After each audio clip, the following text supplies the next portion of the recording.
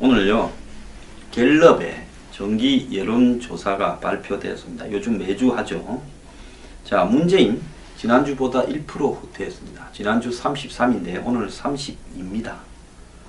자, 이것은 무슨 말인가 하면 문재인 후보요, 혼자서 저렇게 독주함에도 불구하고 흔쾌히 찍어주기는 부담스러운 계층이 너무 많다랍니다. 아니정요, 요즘 이번 주에 들어서 발표된 여러 여론조사에서 다 뒤로 뒷걸음치고 있습니다. 저는 안희정의 약진도 끝이 났다고 봅니다. 자, 그간에 이것도 좋고 저것도 좋다라는 식으로 모든 사람을 끌어들이고 한마디로 추상적인 언어의 유의로서 자신의 과거를 감추려고 하는 부분에 이제 한계에 오고 있다고 보고 있습니다. 안희정은 또 다른 문재인의 아리울 수 있다라는 자각도 있을 거라고 봅니다. 자, 22%에서 지난주, 이번 주에 21%로 1% 떨어졌습니다. 1, 2등이 지지율이 같이 폭등한다고 그러다가 둘 다 1%씩 후퇴하고 있습니다. 황교안 때는 지난주에 12%에서 9%로 떨어졌었는데 이번 주에는 9%에서 8%로 떨어졌습니다. 특검 연장에 대한 논란도 있지만은 황 대행이 사실상 보수 여권 후보로 나섰을 때 현재 많은 지지를 얻고 있는 것은 강경보수청에서 박 대통령 탄핵기각청에서 얻고 있는 것은 사실이지만 보수청 내부에서도 그 세력을 벗어나면 황 대행이 과연 경쟁력이나 외연 확장성이 있는가에 대한 의문을 던져주고 있습니다. 황 대행도 최근에 거의 모든 여론조사에서 뒷걸음을 치고 있는데요. 사실상 제가 볼 때 이런 식으로는 쉽지 않다고 보고 있습니다. 안철수 지난주 9%인데 다시 8%로 내려왔습니다. 안 후보는 국민의당의 박지원 정동영과 한미 동맹이나 사드 같은 이슈에 대해서 해결할 방법이 없습니다. 당 내에서 해결이 안 됩니다. 자, 당 내에서는 손학규, 안철수 등을 경선을 시키겠다, 전정배도 시키겠다 하는데, 자, 당론조차도 정하지 못한 채 당의 의견이 두 갈래로 갈라지면서 그 경선을 통해서 안철수 의원이 승리한들 과연 안보 이슈에 대해서 하나의 입장이 될 것인가? 자, 이런 안 의원이 과연 바른정당이나 자유한국당의 대안이 될 수 있을 것인가? 매우 의문입니다. 이재명, 안희정, 안철수가 주춤하는 사이에 5에서 8%로 다시 좀 올라갔습니다. 유승민 지난주도 2%, 지금도 2%입니다. 기타는 뭐 별 의미도 없습니다. 모르겠다는 18에서 19로 1% 올라갔습니다. 자, 유승민 후보 이제 잘 생각을 해봐야 됩니다. 저는 유승민 후보가 자유한국당과 단일화를 하자라는 이야기가 필요한 부분이라고는 봅니다만 지금 이 대목에서 그렇게 말을 함으로써 스스로를 한마디로 어떻게 좀 끝까지 버텨서 보수 쪽의 유일 후보가 되고 싶어하는 한마디로 이해에 집중한다. 뭐 안보는 보수, 경제는 진보 하면서 안보를 강조하고 경제개혁도 강조하지만 유승민 후보가 대중들에게 대선 후보로 각인되는 스토리텔링이나 이미지, 카리스마에서 한계를 드러냈다고 보고 있습니다. 아닌 사람들은 일찍 좀 정리되어져야 됩니다. 당선될 사람은 없으면서 바른정당과 자유한국당에 10수명의 후보들이 넘칩니다. 개나 소나 대통령 나오겠다고 하고 있습니다. 스스로를 좀 돌이켜봐야 되지 않겠느냐고 봅니다. 자, 이 속에서요, 또 흥미있는 조사가 하나 있는데요. 이 호감과 비호감을 조사를 한 내용이 있습니다. 자, 문재인 비호감 46, 호감 47, 호감과 비호감이 비슷합니다. 안희정은 비호감 37, 호감 54, 그리고 이재명은 비호감 51, 호감 39, 그리고 안철수는 비호감 60, 호감 33, 그리고 유승민은 비호감 63, 호감 28, 그리고 황교안은 비호감 70, 호감 21입니다. 비호감이 가장 높은 사람은 황교안입니다. 그리고 호감이 가장 높은 사람은 안희정이고요.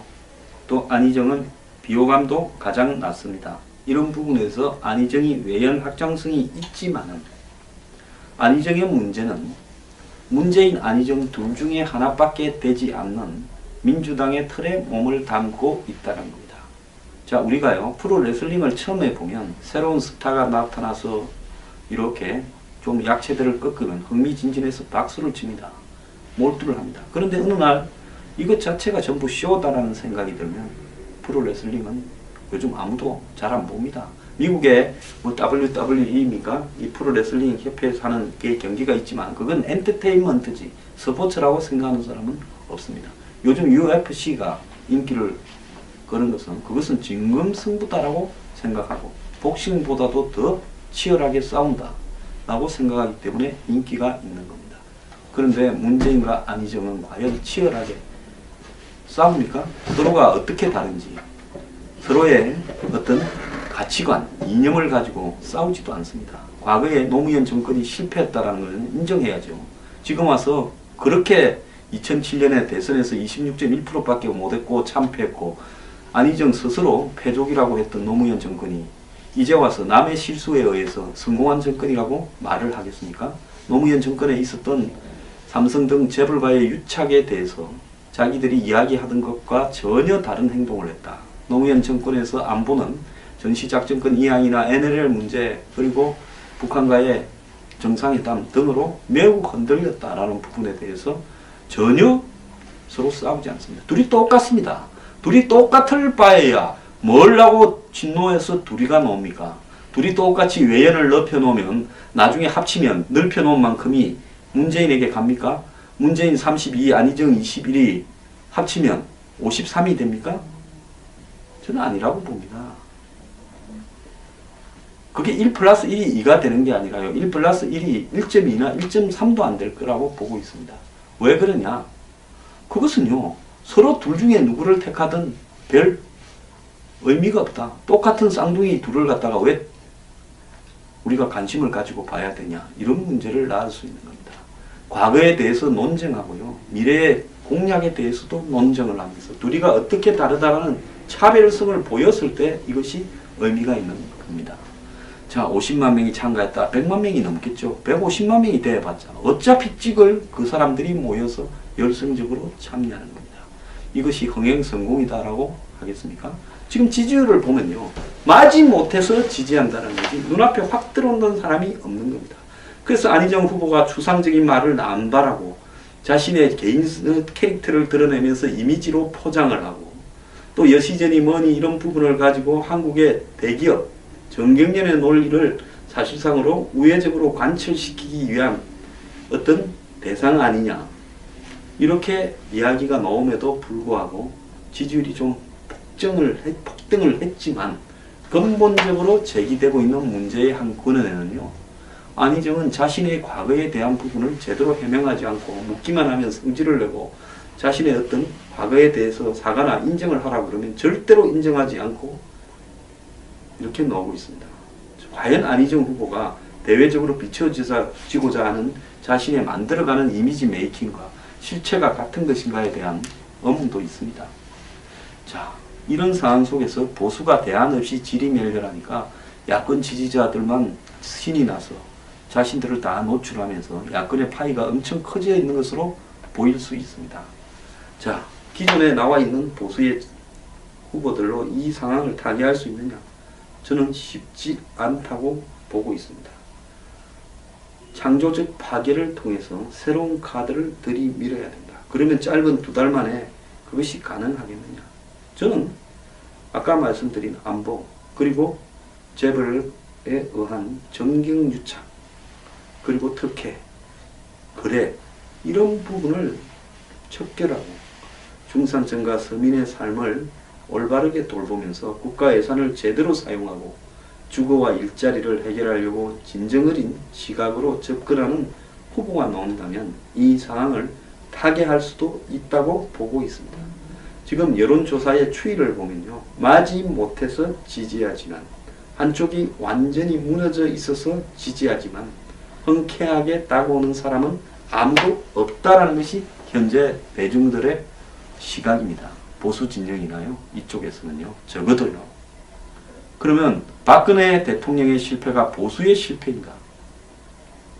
저는 박근혜 대통령의 실패가 기득권 수구 보수의 실패이기는 하지만은 대한민국의 보수의 가치는 살아있다고 보고 있습니다.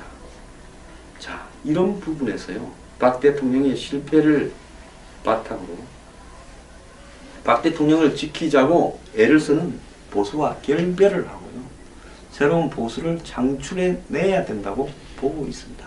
여기서 결별이라 하면 섭섭할지 모르겠지만 대선에 그분들이 앞장을 서서 이 대선은 그들이 가장 싫어하는 사람에게 넘겨줄 수밖에 없으니까 뒤로 좀 빠져야 된다라는 것이 제 생각입니다. 자, 저는요, 끝날 때가 돼야, 끝나봐야 끝난 것이지, 그 전까지는 이런 보수의 지리멸려가 패배를 인정하지 않습니다. 진흙탕 속에서도 꽃이 피우기 위해서 마지막까지 노력을 해야 됩니다.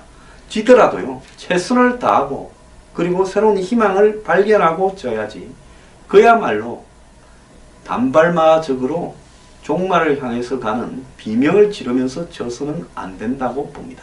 현실을 인식하면서 져야 된다고 보고요, 또 이길 가능성은 항시 있다고 보고 있습니다.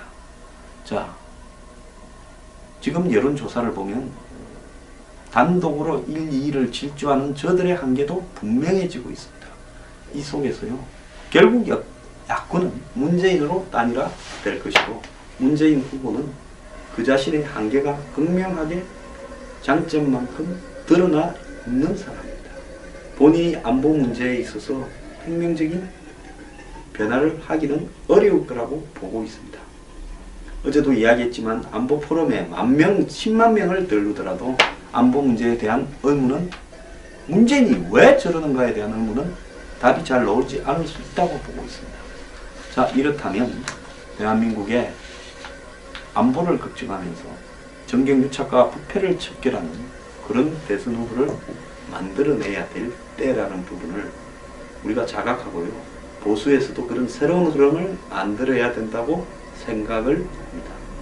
자, 이제 우리가 이번 대선에서 국민이들이 가지는 이 대선의 시대 정신이 뭐냐, 화두가 뭐냐, 아젠다가 뭐냐를 정확하게 읽고요, 지금 1, 2를 독주하는 저들의 한계를 우리가 인식해야 됩니다. 2007년에는 그렇게 싫어했습니다. 노무현 정권에 국민 다수가 진절머리를 냈고 야권 안에서도 당신들은 정치하지 마라 했습니다. 그런데 10년 동안에 뭐가 크게 바뀌어서, 그들이 뭐가 새롭게 포장을 하고 뭐가 새로운 내용을 갖고 와서 10년 사이에 이렇게 바뀌어버린 겁니까? 그렇지 않습니다. 그때 틀린 것은 지금도 틀린 겁니다. 희망을 가져야 됩니다.